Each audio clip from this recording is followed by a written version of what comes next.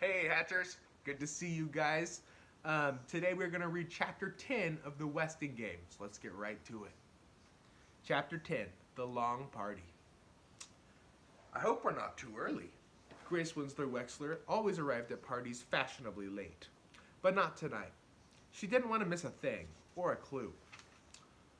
Or wait around in her apartment with a murderer on the loose. I don't think you've met my husband, Dr. Wexler. Call me Jake. Hello, Jake, Judge Ford said. A firm handshake, laugh lines around his eyes. He needed a sense of humor with that social climbing wife. What a lovely living room, so particularly furnished, Grace commented. Our apartments are identical in layout, but mine looks so different. You must come see what I've done with it. I'm a decorator, you know. 3 bedrooms do seem rather spacious for a single woman. What does she mean, 3 bedrooms? This is a 1-bedroom apartment. Would you care for an appetizer, Mrs. Wexler? I'm curious to know exactly how you are related to the Westing family. The judge had hoped to take the heiress by surprise, but Grace gained time by coughing. Goodness, that ginger is spicy. It's the Szechuan cooking style, you know. How am I related? Let me see. Uncle Sam was my father's oldest brother, or was he the youngest brother of my father's father? Excuse me, I've got to greet my other guests. The judge left the prattling pretender. Father's brother, or father's father's brother, if the relationship was on the paternal side, her maiden name would be Westing. The party went on and on. That means that her maiden name would be her name before she got married, and so she's saying she doesn't think her last name is actually Westing. No, she's actually related. But let's see. The party went on and on. No one dared be first to leave. Safety in numbers, especially with a judge there. So the guests ate and drank and jabbered, and they watched the other guests eat and drink and jabber. No one laughed. I guess murder isn't very funny, Jake Wexler said. Neither is money, Mr. Hu replied glumly.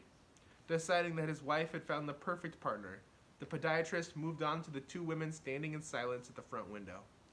Cheer up, Angie Pie. You'll see your Denton soon enough. His daughter twisted out of his embrace. Are you all right, Angela? I'm fine. She was not fine. Why did they ask about Denton all the time? As though she was nobody without him. Oh, it wasn't just that. It wasn't even the humiliation of her mother chiding her about the twin costume in front of everybody and sending her back to their apartment to change clothes. It was more than that. It was everything. Jake turned to Madame Hu. Hi there, partner. She doesn't speak English, Dad, Angela said flatly. And she never will, Angela, if no one talks to her. Snow, said Madame Hu. Job followed her pointing finger. That's right, snow. Lots and lots of snow. Snow, trees, road, Lake Michigan. China, said Madame Hu. China? Sure, why not? Jake replied. China. Angela left the chatting couple. Why couldn't she have made some sort of friendly gesture? Because she might do the wrong thing and annoy her mother? Angela, the obedient daughter, did only what her mother told her to do. Hello, Angela. One of these tidbits might cheer you up. Judge Ford held the tray before her. I hear you'll be getting married soon. Some people have all the luck, Seidel Pulaski said, appearing from nowhere to lean over the tray to spear a cube of pork. Of course, not all us women have opted for marriage, right, Judge Ford? Some of us prefer the professional life, though I must say, if a handsome young doctor like Denton Deere proposed to me, I might just change my mind. Too bad it doesn't happen to be twins. Excuse me? The judge moved away. I'm not having any luck at all, Angela, Seidel whined. If only your mother hadn't made you change clothes, surely someone would have mentioned twin. It's much harder to judge reactions when I have to bring up the subject myself. You shouldn't let your mother boss you like that. You're a grown woman, about to be married. Excuse me. Angela moved away. Yes, thank you, I would like a refill, Seidel said, to nobody, and hobbled to the bar.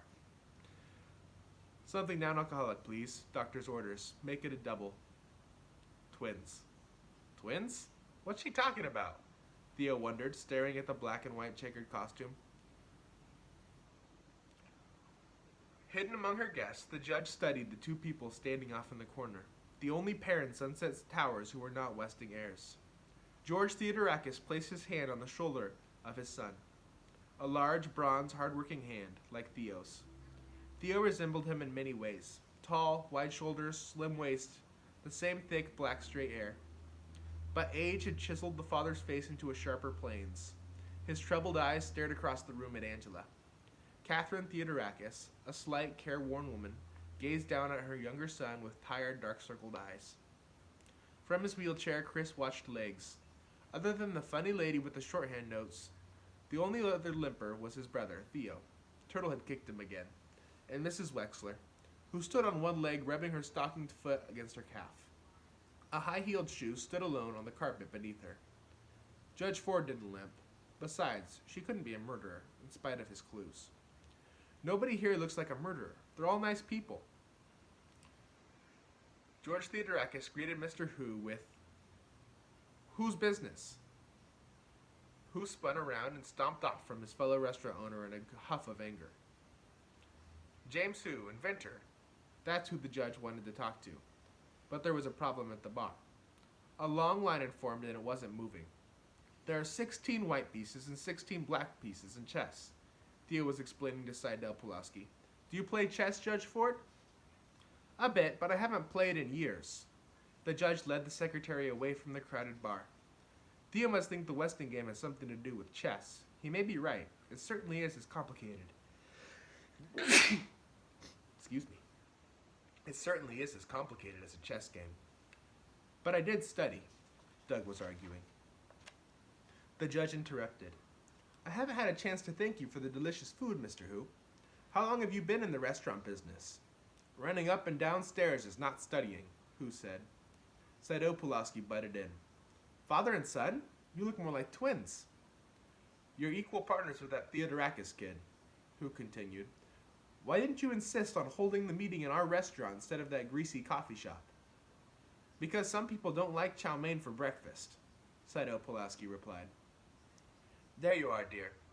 Grace patted a stray wisp of Angela's hair into place. We must do something about your coiffure. I'll make an appointment for you with my hairdresser once the snow is cleared. Long hair is too youthful for a woman about to be married. I can't understand what got into you, Angela, coming to this party in that old checkered dress and those awful accessories. Just because your partner dresses like a freak. She's not a freak, Mother. I was just speaking to Mr. Hu about catering the wedding on Saturday. I arranged for little Madame Hu to serve in on one of those slinky gowns. Where are you going, Angela? Angela rushed into Judge Ford's kitchen.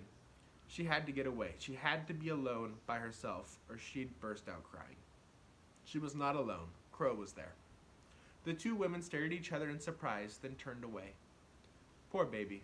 Crow wanted to reach out to the pretty child. She wanted to take her in her arms and say, poor baby, go ahead and cry. But she couldn't. All she could say was, here. Angela took the dish towel from the cleaning woman and bunched it against her face to muffle the wrenching sobs. The guests jabbered on and on about the weather, about food, about football, about chess, about twins. Turtle was slumped on the couch, scornful of dumb grown-up parties. You'd think one of them would know something about the stock market. She missed Sandy. Sandy was the only one in this dumb building she could talk to. Remember that quotation?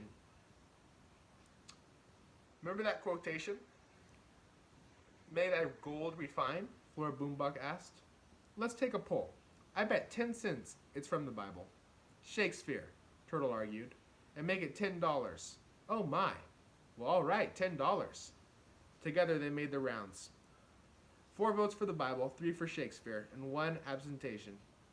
Madame Hu did not understand the question.